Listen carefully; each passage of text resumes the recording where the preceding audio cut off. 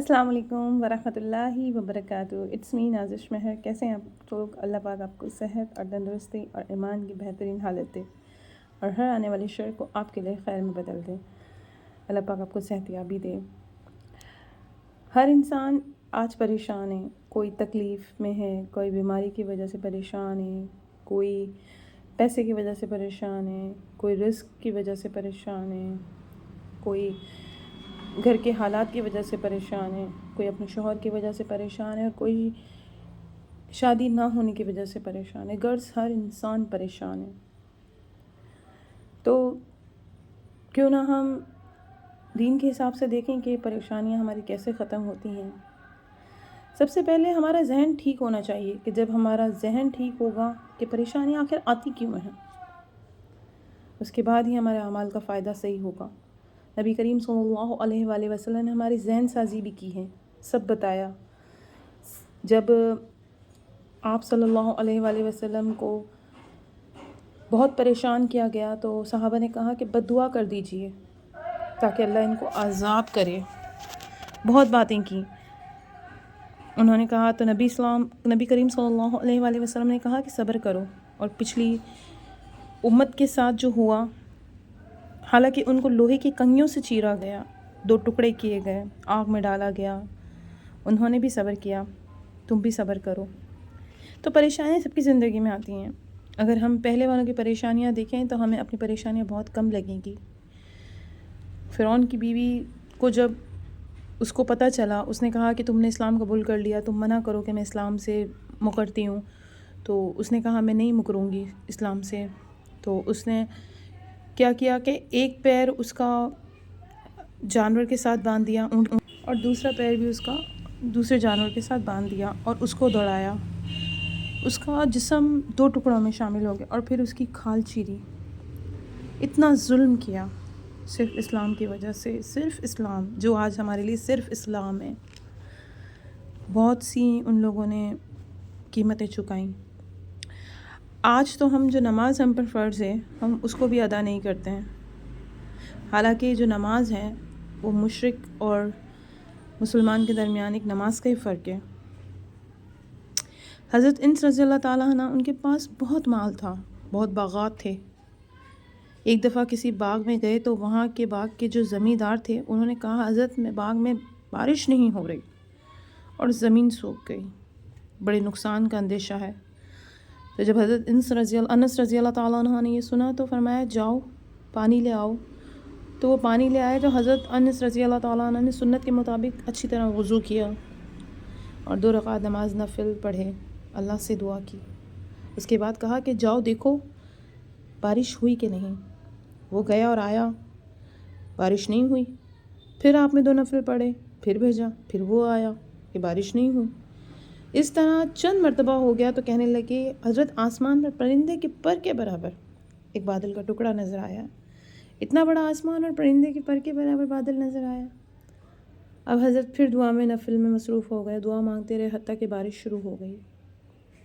پھر حضرت انس رضی اللہ تعالیٰ عنہ نے اس کو بھیجا اور کہا جاؤ دیکھ کر آؤ، گھوڑے پر بیٹھ کر دیکھ کر آؤ کہ کہاں کہاں بارش ہو رہی ہے.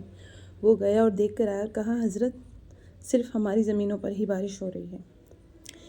تو دیکھیں جو پریشانی اور تکالیف تھیں پچھلے زمانوں میں، حالانکہ ان کے باغ میں بارش نہیں ہو رہی تھی.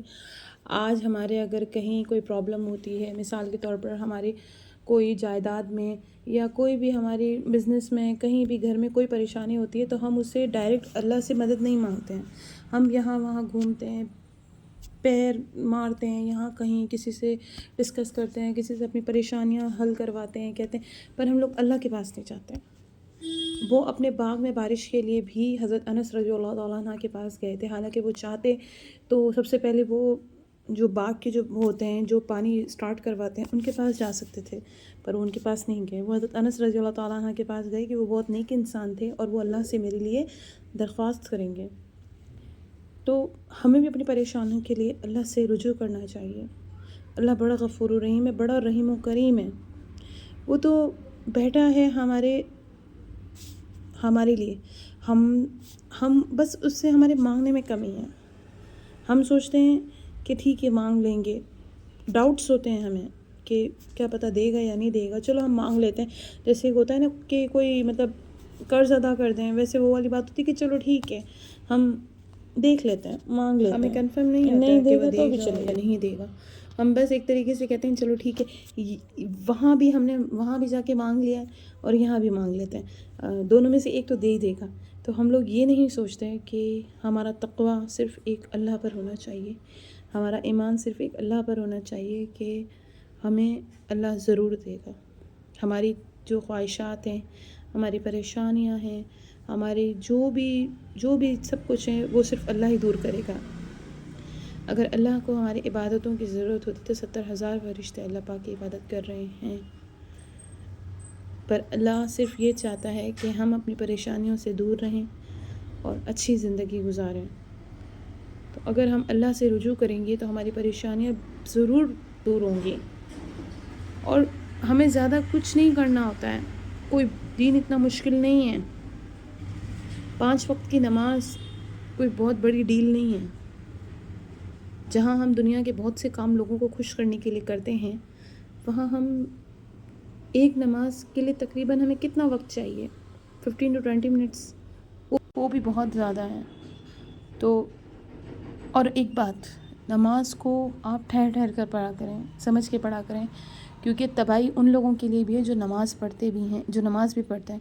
کیونکہ جب ہم لوگ دھڑا دھڑ جیسے نماز پڑھتے ہیں نا، جیسے بس اس کو ایک طریقے سے اپنے اوپر بوجھ سمجھتے ہیں کہ بس جلدی سے اتارنا ہے، تو نہیں. نماز ٹھہر ٹھہر کر پڑھیں، نماز کو آرام سے پڑھیں. اگر آپ کے پاس کوئی کام ہے تو پہلے آپ اس کام کو نپٹا دیں، اس کام کو نپٹا کر پھر آپ نماز پڑھیں، اور نماز بر وقت پڑھیں، نماز کو وقت پر ادا کریں. کیونکہ جو لوگ نماز کو بر وقت ادا نہیں کرتے اور نماز کا حق اچھی طریقے سے ادا نہیں کرتے، ان لوگوں کے لیے بھی تباہی ہے. تو نماز کو ادا کیجیے. دین اتنا مشکل نہیں ہے، دین ڈرانے کے لیے نہیں آیا، دین ہمیں سمجھانے کے لیے آیا. دین ہمیں سختیاں کرنے کے لیے نہیں آیا، بلکہ ہماری زندگی میں خوشیاں دینے کے لیے آیا. تو آپ لوگ اللہ سے جڑیں، اللہ سے باتیں کریں، اللہ سے خود مانگیں، خود کہیں اللہ سے اللہ مجھے ہدایت دے دے، اللہ مجھے 5 وقت نمازی تہجد گزار بنا دے، مجھے تیرے دین کے احکامات پورا کرنے والا بنا دے. یقین کہ جب انسان ہدایت مانگتا ہے نا تو اللہ ہدایت ضرور دیتا ہے. خوش رہیں، ہنستے مسکراتے رہیں، اور مجھے بھی دعاؤں میں یاد رکھیے گا. آپ کی نازش میں ہے. پلیز چینل کو سبسکرائب کر دیا کریں تاکہ کوئی بھی آنے والی ویڈیو کا نوٹیفیکیشن آپ کو آ جائے. اللہ حافظ.